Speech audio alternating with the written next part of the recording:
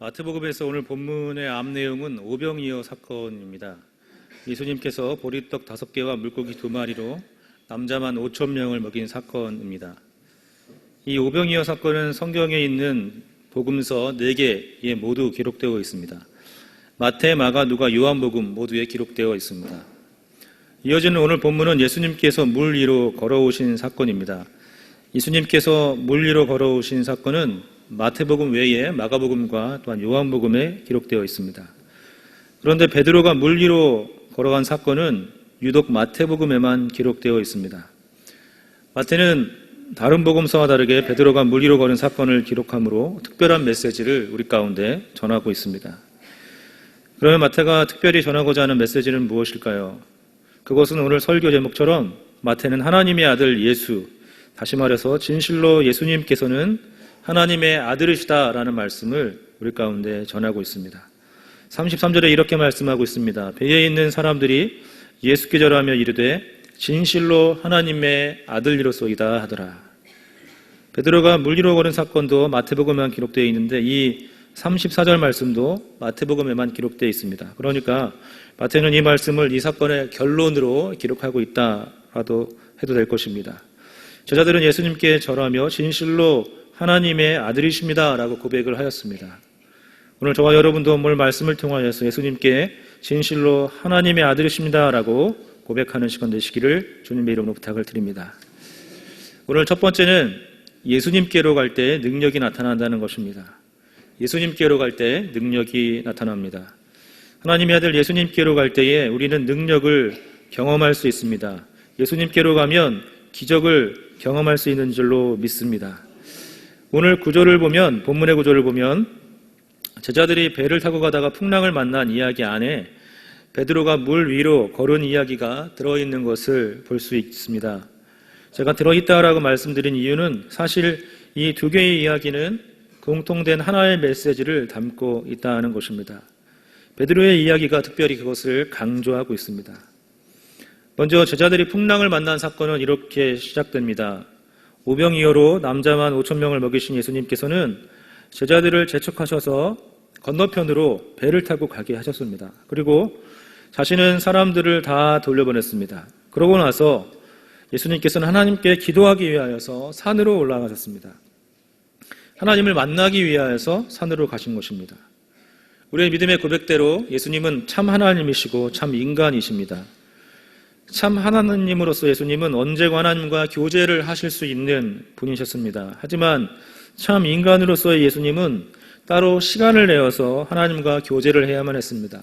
기도할 때에도 따로 시간을 내셔야만 했던 것입니다. 그래서 예수님께서 홀로 기도하러 산에 올라가신 것은 예수님이 참 인간으로 이 땅에 오셨음을 우리 가운데 보여주는 장면이라고도 할 것입니다. 그렇게 예수님께서는 또한 참 인간으로서 성도들에게 모범을 보이셨습니다. 홀로 기도하러 산으로 올라가셨습니다. 하나님께로 가신 것입니다. 그러므로 우리도 예수님의 모범을 따라서 기도하는 성도들 되시기를 주님의 이름으로 부탁을 드립니다. 그렇게 예수님께서 하나님께 나아가서 기도하신 후에 어떤 일을 하셨습니까? 물 위로 걸어서 풍랑 가운데 있는 제자들에게 가셨습니다. 기적을 행하신 것입니다. 물 위로 걸어오시는 예수님을 보고 제자들은 깜짝 놀라며 유령이다고 무서워 소리를 질렀습니다. 사실 예수님께서 물 위를 걸으신 이 사건은 교회를 다니지 않는 사람들에게도 알려진 유명한 사건입니다. 그래서 예수님이 행하신 기적 가운데 물 위로 걸었다라는 기적이 있다라는 것, 예수님을 믿지 않으니까 그건 말도 안 된다라는 얘기를 주로 하겠죠. 아주 유명한 사건입니다. 우리도 너무나도 잘 알고 있는 사건이기 때문에 사실 이것이 별것 아닌 것처럼 느껴질 수 있지만 만약에 여러분들이 제자들이었다고 생각을 한번 해보십시오. 풍랑 가운데서 어쩔 줄 몰라 하는데 갑자기 물 위에 사람이 나타났습니다. 아마도 웬만큼 심장이 강한 사람이 아니면 다 기절하고 까무러쳤을 것입니다. 풍랑에 놀란 것보다 예수님을 보고 더 놀랄 수도 있었을 것입니다. 제자들도 그랬습니다. 우리나라식으로 하면 물귀신이 나타났다라고 소리쳤을 것입니다. 우리나라는 유령보다는 보통 귀신, 물귀신 이걸 보통 우리가 다 잘 알고 있지 않습니까? 그때 예수님께서는 안심하라, 단히 두려워하지 말라고 말씀하셨습니다. 안심해. 나야 라고 말씀하신 것이죠. 바로 예수님의 목소리였습니다. 유령이 아니라 예수님이셨습니다. 상상도 못할 일이 벌어진 것입니다. 그런데 그 이후로 이어지는 장면들은 계속해서 사람들은 상상할 수 없었던 그러한 장면입니다. 베드로가 갑자기 주여 만일 주님이시거든 나를 명하사 물 위로 오라 하소서라고 얘기합니다. 그 상황에서 갑자기 그런 생각을 해냈다는 게 정말 대단하다고 생각합니다. 여러분 같으면 바다에서 풍랑 때문에 막 죽을 똥 살똥 하고 있는데 갑자기 예수님이 오시는 걸 발견했습니다. 그러면 뭐라고 첫마디를 하셨겠습니까? 저 같으면 기껏해 예수님 어서 오십시오. 아니면 반갑습니다. 아니면 산에 가신 거 아니까 산에 있다가 갑자기 어떻게 오셨습니까? 이 정도 얘기했을 텐데 베드로는 주여 만일 주님이시거든 나를 명하사 물 위로 오라 하소서라고 대뜸 이야기하는 것입니다. 정말 뜬금없기도 하고 대단한 이야기입니다. 그런데 여기 이어지는 상황도 또한 상상을 불허합니다. 우리 같으면 그렇게 말한 베드로에게 까불지 마라 했을 것입니다. 내가 물 위로 걸었다고 해서 너도 물 위로 걷는다는 게 말이 되냐? 우리나라식으로 얘기하면 어른들 이렇게 모여있는데 애들 오면 애들은 가라 하죠. 격이 안 맞는다라는 것입니다. 그런 느낌으로 대답을 할 만도 한 상황이었습니다. 어쩌면 옆에 있는 제자들도 같은 생각을 했을 것입니다. 도무지 무슨 소리를 하는지. 아니 예수님 걷었다고 자기도 걷겠다라는 건 말도 안 되는 얘기잖아요. 그래서 베드로에 대해서 정말 무슨 소리를 하는가 라고 생각을 했을 것입니다. 그런데 놀랍게도 예수님의 대답은 오라 였습니다. 그리고 났더니 정말로 오늘 말씀 가운데 가장 놀라운 장면이 나옵니다. 정말 베드로가 물 위로 걸어가는 것입니다. 아무리 예수님께서 물 위로 오라고 했다고 정말로 물 위로 걸어간다는 게 말이 됩니까? 그런데 베드로는 진짜로 물 위로 걸어갔습니다. 제가 이렇게 길게 설명을 했는데 이 일들은 아마 순식간에 일어난 일일 것입니다. 예수님께서 막 물 위로 걸어오시고 제자들은 그걸 보고 막 놀라서 소리를 치고 그때 예수님이 나야 안심해 라고 하시고 또 베드로가 주님 정말 주님이시거든 저한테 물 위로 오라 하주세요 라고 하고 예수님께서 오라 하시니까 그 다음에 막 베드로가 물 위로 걸어갔습니다. 이 놀라운 기적들이 막 순식간에 일어난 것입니다. 베드로가 어떻게 그렇게 할 수 있었습니까? 그가 어떻게 물 위로 걸어갈 수 있었습니까? 그가 예수님을 바라보았기 때문입니다. 그리고 그분께로 갔기 때문입니다. 예수님께서 하나님께로 가셔서 그분과 함께 하신 후에 기적을 행하면서 이렇게 물 위로 걸어오신 것처럼 베드로도 예수님을 향하여서 그렇게 걸어갔더니 기적을 경험하게 된 것입니다. 사랑하는 성도 여러분, 여러분들의 삶의 능력은 어디서 옵니까? 혹은 여러분들의 삶의 능력을 어디서 찾으십니까? 혹시 돈에서 삶의 능력을 찾으십니까? 많이 쌓아놓은 곡물에서 여러분들의 삶의 능력을 찾으십니까? 성도들의 삶의 능력은 오직 하나님께로부터 오는 줄로 믿습니다. 베드로가 예수님께로 간 것처럼 우리도 하나님께 나아갈 때에 기적과 같은 능력들이 우리의 삶 가운데 역사하는 것을 경험하게 될 줄로 믿습니다. 그래서 다윗은 시편 20편에서 어떤 사람은 병거, 어떤 사람은 말을 의지하나 우리는 여호와 우리 하나님의 이름을 자랑하리로다 라고 고백합니다. 다윗이 누구입니까? 그의 평생 동안에 수많은 전쟁을 치렀던 사람입니다. 전쟁이라고는 한 번도 경험해보지 못한 사람이 아니었습니다. 엄청나게 많은 전쟁을 하고 또 했던 사람입니다. 그렇게 전쟁을 했던 사람이라면 당연히 전쟁에 있어서 병거가 얼마나 중요한지, 말이 얼마나 중요한지 너무나도 잘 알았을 것입니다. 그러나 그럼에도 불구하고 다윗은 이렇게 고백하고 있는 것입니다. 어떤 사람은 병거를 의지하고 어떤 사람은 말을 의지하지만 나는 여호와 우리 하나님의 이름을 자랑하리로다 말씀합니다. 다윗은 오직 여호와 하나님이 능력이심을 너무나도 깊이 깨닫고 체험했기 때문입니다. 그가 능력이심을 너무나도 잘 알기 때문에 하나님을 의지하고 또 의지하는 것을 뛰어넘어서 자랑하는 것입니다. 다른 나라의 왕들은 우리 말이 이렇게 많아, 우리 병거가 이렇게 많아 자랑하겠지만 다윗은 오직 하나님을 자랑한 것입니다. 사랑하는 여러분, 우리 주님께 모든 능력이 있음을 믿으시기를 주님의 이름으로 부탁을 드립니다. 그러므로 주님께 나아가는 자는 그의 능력을 경험하게 될 것입니다. 성령의 능력을 덧입게 될 줄로 믿습니다. 하나님께서 그의 삶 가운데 역사하실 줄로 믿습니다. 예수님께 나아가서 그분께 기도하여 하나님의 능력을 경험하는 삶을 살아가시기를 주님의 이름으로 부탁을 드립니다. 오늘 두 번째는 예수님을 따르는 길에도 고난은 있다는 것입니다. 예수님을 따르는 길에도 고난은 있습니다. 아마 여러분들은 경험적으로 예수님을 따르는 길에 고난이 있다는 것을 아실 것입니다. 예수님을 따른다고 해서 세상 모든 문제가 없어지고 아무런 고난 없이 이 세상을 살게 되는 것은 결코 아닙니다. 우리의 경험뿐만 아니라 우리가 성경을 통해서 확인할 수 있는 것은 예수님을 따르는 길에도 고난은 있다라는 사실입니다. 오늘 본문을 보십시오. 제자들은 예수님께서 시키는 대로 배를 타고 갈릴리 호수로 나갔습니다. 상상력을 약간 발휘해 보시면 방금 전에 있었던 일이 오병이어의 기적을 일으키는 일이었습니다. 예수님께서 제자들에게 그것을 나눠주시고 제자들이 수많은 사람들에게 오병이어를 나눠주는 일을 했습니다. 다른 말로 하면 그 제자들의 손에서 계속해서 기적이 일어나는 일들을 그들은 경험했을 것입니다. 그러니까 배를 타고 가면서 무엇을 했겠습니까? 피곤하니까 쉬겠다라기보다는 지금 방금 전에 경험했던 그 놀라운 기적의 일들을 서로 이야기했을 것입니다. 특별히 제자들끼리 서로 다툼이 있었다면 내가 더 많은 기적을 행했어. 내가 만든 빵이 네가 만든 빵보다 더 많아. 내가 나눠준 물고기가 네가 나눠준 물고기보다 더 많아라고 하면서 어쩌면 서로 자기가 더 많이 했다라고 더 많은 기적을 행했다고 그렇게 자랑했을지도 모릅니다. 그런데 그렇게 한참 정신없이 가다가 보니까 바람이 세차게 불기 시작하는 것을 깨달았습니다. 점점 더 바람이 세지고 이거 정말 심상치 않은데 라고 깨달았습니다. 그리고 그렇게 풍랑의 고난을 당할 때에 그들은 무슨 생각을 했겠습니까? 사람들은 보통 어떤 어려운 일을 당하면 과거를 통하여서 지금의 경험을 다시 한번 생각하게 됩니다. 사람들은 경험을 바탕으로 생각을 하기 때문입니다. 그래서 이 제자들도 아마 과거에 있었던 일들을 바탕으로 지금 생각을 했을 것입니다. 과거에도 이 제자들이 풍랑을 당한 일이 있었습니다. 마태복음 8장에 기록되어 있습니다. 갈릴리 호수에서 예수님과 제자들이 배를 타고 가고 있었습니다. 예수님은 피곤하셨는지 배에서 주무시고 계셨습니다. 그런데 그때 큰 풍랑이 일었습니다. 제자들은 자신들의 이 풍랑을 해결할 수 없다는 것을 깨닫고 예수님을 막 깨웠습니다. 예수님께서는 일어나셔서 바람과 바다를 꾸짖으셨습니다. 그러자 바람과 바다가 순종해서 아주 잔잔하게 되었습니다. 이것이 8장에 나오는 사건입니다. 조금 지나서 14장의 오늘 본문이죠. 제자들은 아마도 그때를 기억했을 것입니다. 예수님께서는 이 풍랑을 잔잔하게 하실 수 있다라는 것을 기억했을 것입니다.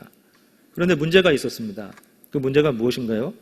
지금 현재 예수님께서 그들과 함께 계시지 않다라는 것입니다. 예수님은 산으로 올라가셨고 제자들만, 자신들만 배를 타고 바다로 나왔습니다. 이전에도 바다의 풍랑 때문에 고난을 겪었습니다. 그러나 그때에는 예수님께서 함께 계셔서 해결해 주셨습니다. 그런데 지금 문제는 고난도 고난이지만 이 고난의 때에 예수님께서 함께 계시지 않는다는 것입니다. 주님의 도우심을 구할 수 없다라는 것입니다. 제자들은 어떡하지? 지금은 예수님 함께 계시지 않은데 우리의 힘으로는 도저히 힘들 것 같은데 주님께 도움을 구할 수도 없는 상황인데 라고 두려워했을 것입니다. 이 제자들이 겪는 고난을 통해서 우리는 우리가 겪는 고난도 이와 같다는 것을 깨닫게 되죠. 우리도 신앙생활을 하면서 이런저런 어려움들, 고난들을 경험하지 않습니까? 예수님을 따르는 길에 고난이 있습니다. 그때 우리는 주님을 믿는 믿음으로 고난들을 이겨냅니다. 주님께서 도와주셔서 우리는 그 고난을 이겨내죠. 그런데 이것이 끝나면 또 다음 고난이 우리에게 찾아옵니다. 그 다음 고난을 만나가 보니까 이번에는 약간 뭔가 다른 것 같은 느낌이에요. 지난번에는 그래도 주님이 우리를 도와주셔서 이겨낼 수 있었는데 이번에는 왠지 안 그럴 것 같아요. 매번 도와주시지는 않을 것 같아요. 또 지난번보다 내 믿음이 약간 더 약해진 것 같아요. 주님을 의지하려고 하지만 주님이 지금 나와 함께 하시지 않는 것 같은 그러한 느낌을 겪는 것입니다. 이번 어려움은 지난번과는 좀 차원이 다른 것 같아요. 하나님의 도우심을 구할 만한 상황도 아닌 것 같아요. 뭔가 이 문제는 내가 그냥 내 스스로 해결을 해내야만 할 것 같은 그러한 경험들을 우리는 하게 된다는 것이죠. 우리도 제자들과 같이 이런 경험들을 하게 됩니다. 또한 베드로가 겪는 어려움을 살펴보겠습니다. 베드로는 예수님께서 오라 하시는 말씀을 듣고 물 위로 걷기 시작했습니다. 기적이 일어난 것입니다. 여기서 약간 상상력을 발휘해 볼까요? 베드로가 이제 예수님 오라 하시는 얘기를 듣고 물 위로 나갈 때에 막 요동치는 곳으로 갑자기 펄쩍 뛰지는 않았을 것입니다. 요동치다가 잠깐 멈출 때가 있잖아요. 그러니까 좀 평평한 곳에 첫발 내딛기 좋은 곳으로 어쩌면 첫발을 내딛었을 것입니다. 그러다가 이제 한두 발짝 계속 가다가 보니까 갑자기 이제 요동이 치는 것이죠. 성경 말씀에 보면 바람을 보고라고 했는데 우리가 바람을 볼 수는 없죠. 그러니까 우리도 보통 바람에 흔들리는 나뭇가지를 보는 것입니다. 이와 마찬가지로 바람 때문에 닥쳐오는 큰 파도를 아마 보았을 것입니다. 그래서 베드로는 깜짝 놀랐습니다. 아, 파도에 빠지겠다. 아니나 다를까 그냥 빠져버렸습니다. 맨 땅에 헤딩이라는 말이 있는데요. 큰 파도가 치는 바다에 아무것도 없이 그냥 훅 빠져버린 것입니다. 주님을 향해 가는 길에도 여전히 파도는 있고 그것 때문에 물에 빠지기도 합니다. 그런데 예수님께서 나중에 베드로에게 말씀하시죠. 믿음이 작은 자여 왜 의심하였느냐. 우리는 어떻습니까?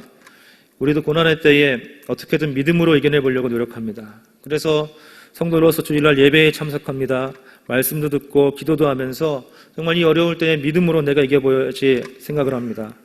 그런데 갑자기 내 눈앞에 도저히 나로서는 감당해낼 수 없을 것 같은 큰 벽 같은 어려움이 딱 닥쳐 있는 것을 보게 됩니다.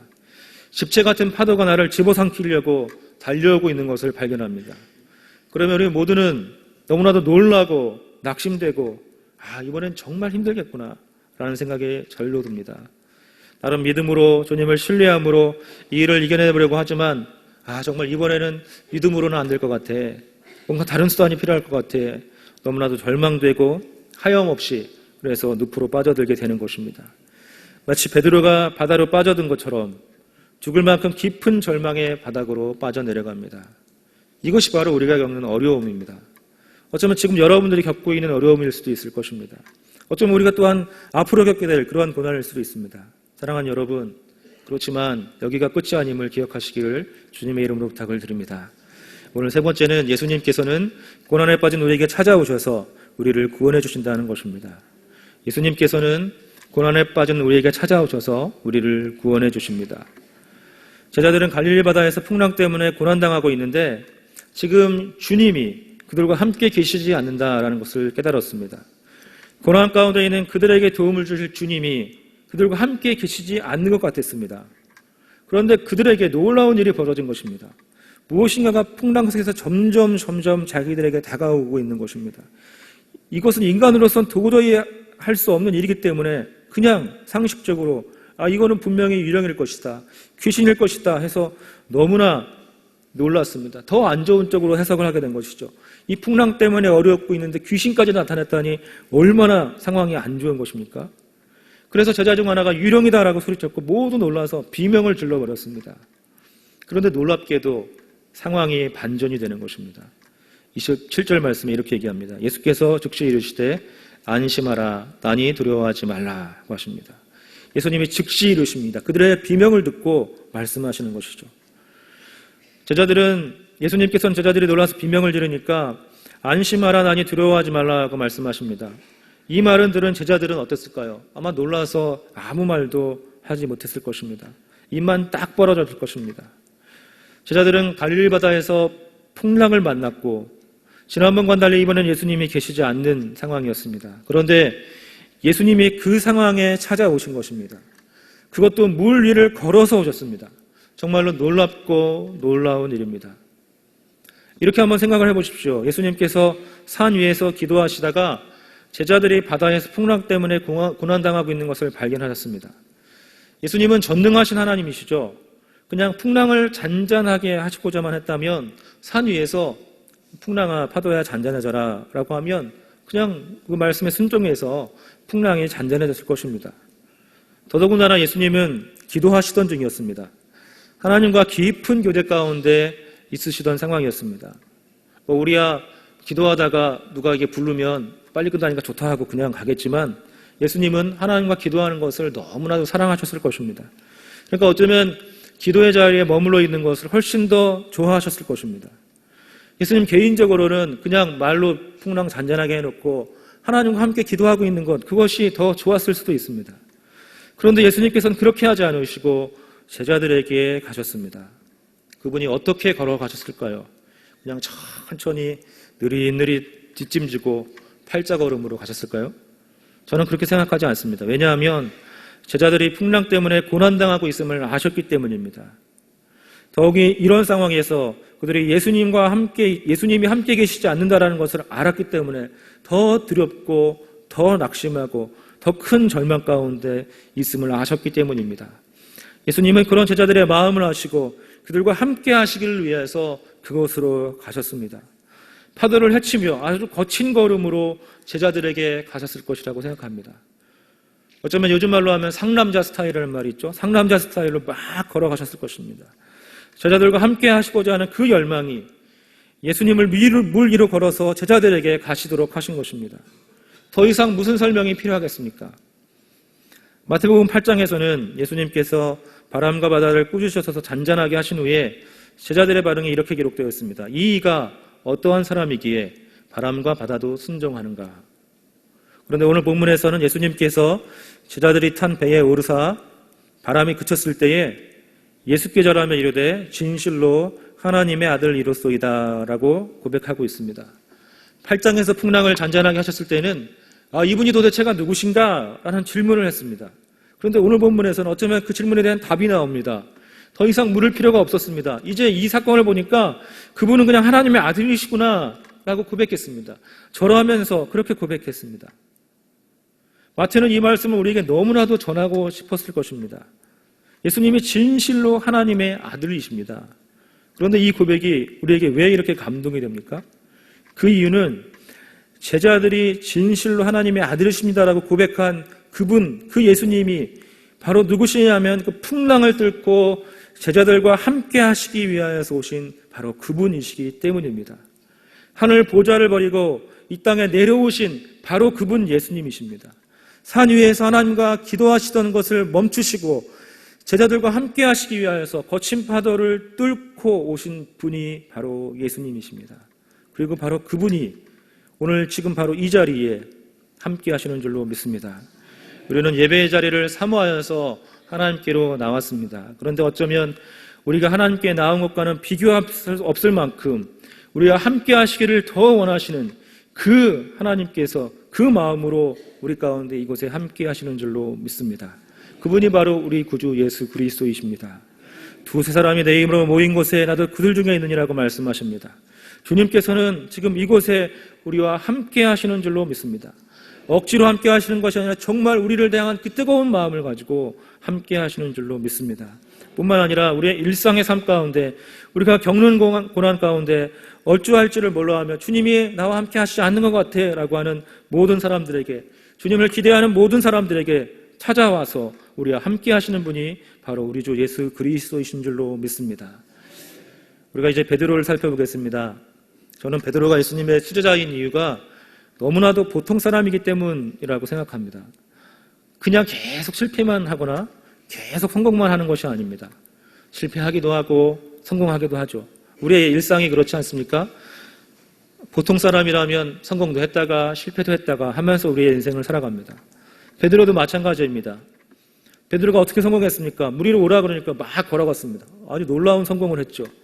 그런데 바람을 보고 파도를 보고 갑자기 물에 훅 빠집니다. 아주 큰 실패를 경험했죠. 그 다음에 베드로의 반응은 너무나도 성공적입니다. 그는 주여 나를 구원하소서라고 소리를 질렀습니다. 이게 성공적인 이유는 그를 구원할 수 있는 분이 누구신지를 분명히 알고 그분께 도움을 구했다라는 것입니다. 배 안에 11명의 제자들이 있었습니다. 그들에게 나를 구해줘 숫자로 보면 훨씬 좋았지 않겠습니까? 그런데 그렇게 하지 않았습니다. 주여 나를 구원하소서 주님께 외쳤습니다. 그리고 주님께서 손을 내밀어서 그를 구해 주셨습니다. 믿음이 작은 자여 왜 의심하였느냐? 예수님께서 베드로에게 말씀하셨습니다. 그 다음 이어지는 장면 무엇일까요? 베드로가 처음에 말씀에 순종하여서 물 위로 걸어 나왔습니다. 첫발 내딛고 조금 더 갔겠죠. 짧게는 1, 2m, 좀 많이 보면 한 3, 4m 갔을까요? 나중에 베드로 만나면 한번 물어보십시오. 몇 미터나 걸어갔을까? 아무튼 걸어갔습니다. 그렇게 걸어가서 물에 빠졌죠. 이제 예수님의 손을 내밀어서 그를 물 위로 건져주셨습니다. 그 다음 해야 할 일은 다시 배로 돌아가는 일이죠. 예수님과 베드로가 함께 걸어서 배로 돌아가는 것입니다. 우리도 마찬가지입니다. 지금 우리가 갖고 있는 고난이 정말로 어렵고 힘들고 더군다나 이번 고난은 지난번과 다른 것이 주님께서 나와 함께 하시지 않은 것 같고 나를 도와주시지 않을 것 같고 그래서 나는 믿음보다는 의심이 점점 더 커지는 것 같고 그래서 점점 더 나는 바닥으로 내려가는 것 같아서 이번에는 이 고난은 좀 힘들겠다. 이번에는 좀 어렵겠다라고 싶어 할 수도 있습니다. 그렇지만 여전히 이런 고난에서 우리를 구원해 주신 분은 바로 예수 그리스도 우리 주님이십니다. 지난번 어려움에서 우리를 구원해 주신 것처럼 이번 어려움에서도 우리를 도우실 것입니다. 제자들은 이번에는 주님께서 계시지 않는구나 생각했지만 예수님은 더 놀라운 것을 보여주셨죠. 그들에게 걸어서 오신 것입니다. 풍랑을 뚫고 고난 가운데 있는 제자들에게 찾아오신 분이 바로 우리 주 예수 그리스도이신 줄로 믿습니다. 여전히 우리는 이번에도 아닐 것 같습니다. 여전히 주님은 정말로 제자들에게 그렇게 다가오신 것을 상상하지 못했던 것처럼 우리도 주님이 그렇게 오실 줄 모르는 그런 상황 가운데 살아갑니다. 그렇지만 그럼에도 불구하고 이번에는 주님께서 더 놀라운 방식으로 우리와 함께 하심을 보여주고 우리를 도우셔서 우리를 이 모든 어려움에서 구원하시고 이 고난에서 건져주실 줄로 믿습니다. 그리고 우리가 앞으로 또 고난을 겪게 되겠지만 결국 그때에도 주님께서 우리를 도우셔서 우리를 구원해 주실 것입니다. 그래서 우리가 아무리 어렵고 물에 빠질 만큼 빠지고 내려갈 만큼 내려가서 완전히 바닥이라고 생각하는데 그보다 더 바닥으로 내려가고 있는 것처럼 느낄 때라도 주여 우리를 구원하소서라고 외칠 수 있는 것입니다. 그리고 주님은 그런 우리에게 손을 내밀어 구원해 주실 것입니다. 왜냐하면 예수님 그분이 바로 하나님의 아들이시기 때문입니다. 우리는 이번 고난은 지난번 고난과는 다르다고 생각합니다. 지난번 고난과 이번 고난은 전혀 다른 차원의 더 큰 고난이라고 생각합니다. 아마도 다음번에도 그렇게 생각하겠죠. 다음번 고난이 왔을 때에도 정말 이전과는 전혀 다른 차원의 정말 아무도 나를 도와줄 수 없는 그런 고난이야 라고 우리는 생각할 것입니다. 그러나 오늘 성경은 우리에게 말씀합니다. 여전히 예수 그리스도께서 우리를 구원하십니다. 과거에도 우리를 구원해 주신 분은 예수님이셨고 지금 우리가 겪고 있는 고난에서 우리를 구원해 주실 분은 예수 그리스도이시고 앞으로 우리가 겪게 될 그 어떤 고난에서도 우리를 구원해 주실 분은 바로 예수 그리스도이신 줄로 믿습니다. 우리는 늘 고난이 생소합니다. 낯설입니다. 그리고 힘듭니다. 그래서 괴롭습니다. 그렇지만 우리를 도우시는 예수님은 늘 동일하십니다. 늘 우리에게 찾아오시고 늘 그 전능하신 능력으로 우리를 구원해 주실 줄로 믿습니다. 그리고 최후의 심판을 늘 기억하십시오. 우리가 최후의 심판 때에 지옥에 가지 않고 천국에 갈 수 있는 이유가 무엇입니까? 물론 내가 예수님을 믿었기 때문일 것입니다. 하지만 더 정확한 사실은 하나님의 아들 예수 그리스도께서 우리를 심판하실 것이기 때문입니다. 그렇기 때문에 우리가 천국에 가게 되는 것이죠. 우리가 믿은 것은 바로 그것을 믿는 것입니다. 십자가에 달린 예수 그리스도께서 최후에 우리를 심판하실 것입니다. 다시 말하면 우리 인간에게 있어서 모든 인간이 겪는 가장 심각하고 치명적이고 중요한 문제, 그 최후의 심판의 문제, 그걸 해결해 주실 분도 바로 우리 주 예수 그리스도시라는 것입니다. 십자가에 달린 주님께서 우리를 천국의 백성으로 인정해 주실 것입니다. 그것이 너무나도 중요합니다. 우리는 그것을 믿는 것입니다. 그래서 과거에도 그리고 지금도 그리고 미래에도 그리고 마지막 최후의 날에도 우리의 고난과 우리의 문제의 해결자는 오직 우리 주 예수 그리스도인 줄로 믿습니다. 그러므로 우리가 주여 우리를 구원하소서라는 외침은 언제나 복된 외침인 것을 믿으시고 오직 하나님의 아들 예수 그리스도께 주여 우리를 구원하소서라고 외치며 살아가시는 저와 여러분 되시기를 주님의 이름으로 소망합니다. 기도하겠습니다.